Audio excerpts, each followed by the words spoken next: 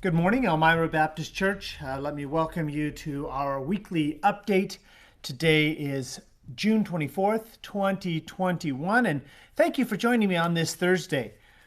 Let me begin with a quote for today that is, "There is no corruption that threatens a country so surely as the sentimentalizing of its religion, and there is no corruption of the Christian religion so swift as that which sets in when the church loses its strict biblical discipline." Let me read the second half of that again. "There is no corruption of the Christian religion so swift as that which sets in when the church loses its strict biblical discipline." Well, the building project just keeps moving along. They're currently sheeting the trusses. They got all the trusses set now, and they're working on putting the sheeting on those. And afterwards, they will roof that, put down paper and different things, and then the shingles. And after they roof it, the next step will be the windows and the doors. And after the windows and doors, it'll be time to decide on some siding. There's some ongoing decisions being made and some things that I'm sure I don't even know about yet, but the Lord's going to reveal each step as it comes. And we're just going to keep working on this project until, frankly, we run out of money.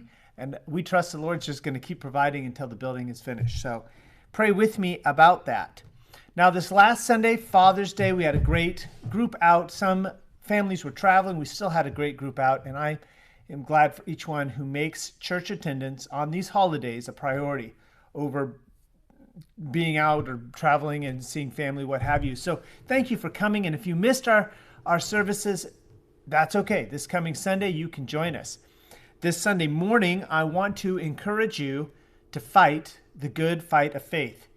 You may not be looking for war, but war is certainly looking for you because life is a spiritual battlefield. Come learn about it on Sunday, learn how to be prepared, what to look for, and how you can fight the good fight of faith and claim the victory that God has already won for us. In the evening, we want to honor our graduates, so don't miss it. We'll recognize some of our high school graduates and our college graduate, and then afterwards, we're going to have an ice cream social, and there'll be some cake also, but good time of fellowship. Looks like the weather's going to be warm, but you can sit inside in the patio room or the ministry room or outside as you'd like it. There should be some pleasant shade, and we will just enjoy each other's company. We will continue to live stream. We will live stream the graduate recognition, but I can guarantee you that if it's safe for you to come, you'll be more blessed if you come and join us in person. A couple of announcements. We do have a teen event tomorrow, Friday, June 25th at the Bongards house. Starts at 6, meal is provided. And again, if you are a parent of a teen, you are more than welcome to come and join your teens and stay for the entire time, or you can drop them off and they're going to have a great time. That's tomorrow night. On Saturday, there is a ladies' luncheon that starts at noon. It's a potluck luncheon, so plan to bring a dish to share with others. That's on Saturday at noon.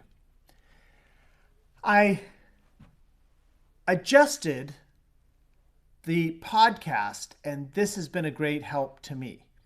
Rather than try to have it up for you first thing in the morning, 6 o'clock, 7 o'clock in the morning, I have moved that to afternoons. I try to have it available to you at 1 o'clock. Just watching the statistics, it seemed to me that many of you were listening to that podcast in the afternoons. And I usually listen to my podcast in the morning, so I thought I'll get up and have one for them, but it's just not possible. If you prefer to listen to your podcast in the morning, of course, you can get up in the morning and listen to the previous day's podcast, no problem. So just keep that in mind. Again, we'll just continue that podcast at least through the middle of July, and then I'll take a look at it at that point. And I mentioned this last week, but I want to just say again, consider ways to fellowship with each other. Malachi 3:16 tells us those that fear the Lord spake often one to another. And we don't want to isolate ourselves. We've been through a year, a pandemic of isolation. Find ways to fellowship with other Christians. Maybe you can have someone over to your home. Maybe you can meet them outside at the park, or meet them at a coffee shop now that it's open, or whatever. But spend time with other Christians. I want to really encourage you to do that. Last night, we did have some homework at the end of our lesson about the healthy church and the healthy Christian. We talked about commitment. This next week, we're going to be talking about prayer. So I've asked you to memorize or meditate on Ephesians 6:18 about praying in the Spirit, Ephesians 6:18. And then think about the question, what did the disciples mean when they asked Jesus, Lord, teach us to pray? They asked that question in Luke 11:1. What did the disciples mean when they asked the Lord, teach us to pray? And we'll look at those questions next Wednesday. Now, I mentioned in last night's Bible study that we're going to change the order. Next Wednesday, I anticipate we'll gather, we'll sing a song or two, we'll go right into the Bible study, about 7:10, 7:15, right into the Bible study. The ladies, the men, we're all going to meet in here. There will not be a ladies class next Wednesday night. So we'll meet in here, do that Bible study first, then we'll share some prayer requests, and we'll take some time to pray, and you can stay as long as you would like to pray. Those of you that have been enjoying the live stream, just keep that in mind. We'll get started, get that Bible study, and we'll do that first. And then we'll turn off the live stream, and you'll have a chance to pray. Many of us have friends or neighbors who have lost loved ones recently. I mentioned some of these by name last night. Be praying for those that have lost loved ones, and pray for those of us that are Christians that we can have an opportunity to really minister to these people in their time of spiritual need. Our devotional this morning comes from the book of Ephesians, Ephesians chapter 2 and verse 10. Many times we quote Ephesians 2:8 and 9, for by grace are ye saved through faith, and that not of yourselves. It is a gift of God, not of works, lest any man should boast. But I want to focus on that next verse, Ephesians 2:10, for we are his workmanship, created in Christ Jesus unto good works, which God hath before ordained that we should walk in them. We are his workmanship. Whose workmanship? God's workmanship. The word here in the Greek is poieo, from which we get our word poem, crafting words to give them meaning.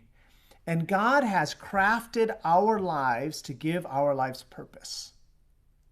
And we need to find out what that divine purpose is, because we are his workmanship. God has designed us with personality, with talents, with abilities, with proclivities. And there's a reason.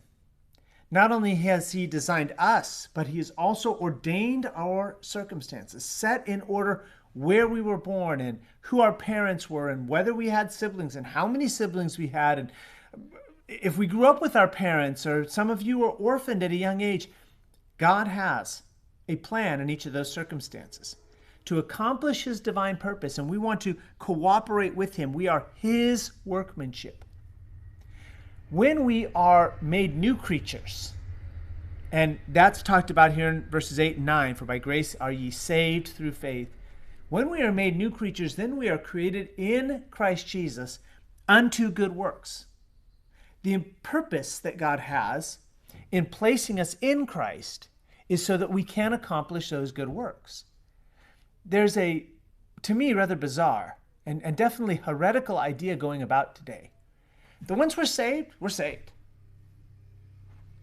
That's not heretical. The next part is heretical. Once we're saved, and there's nothing more we need to do. No, we were created in Christ Jesus unto good works.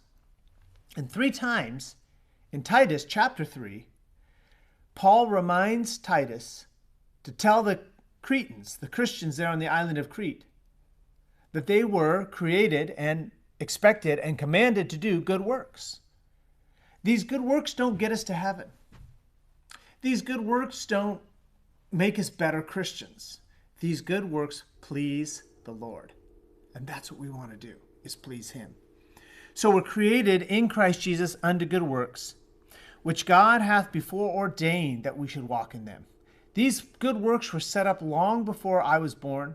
They were set up At some point, creation of the world, before the creation of the world, God had these good works foreordained. And that's why I have appreciated Scotty's lessons on Christian character. He talks about some of those good works that we ought to be doing because we are created in Christ Jesus unto those good works. So join him on Sunday morning. This coming Sunday, we will record, again, that Sunday school hour, and Lord willing, have it posted by Sunday morning when you get up. Take time to watch that. Maybe you attend one of our other Sunday school classes. Good for you. I'm glad you're doing that. Also, would you take some time on Sunday afternoon or Sunday evening or sometime next week to watch Scotty's lesson on Christian character? Because we were created in Christ Jesus unto good works. And then join us in person or for the live stream on Sunday at 11. We'll look at the spiritual battlefield, or join us Sunday night, 5 o'clock, in person or via live stream, as we honor our graduates and encourage them in the Lord. And then you'll have to join us in person, if you would, for the ice cream social to follow the evening service. I hope that you will live up to those good works that God has before ordained, and remember that you are his workmanship. I hope to see you on Sunday.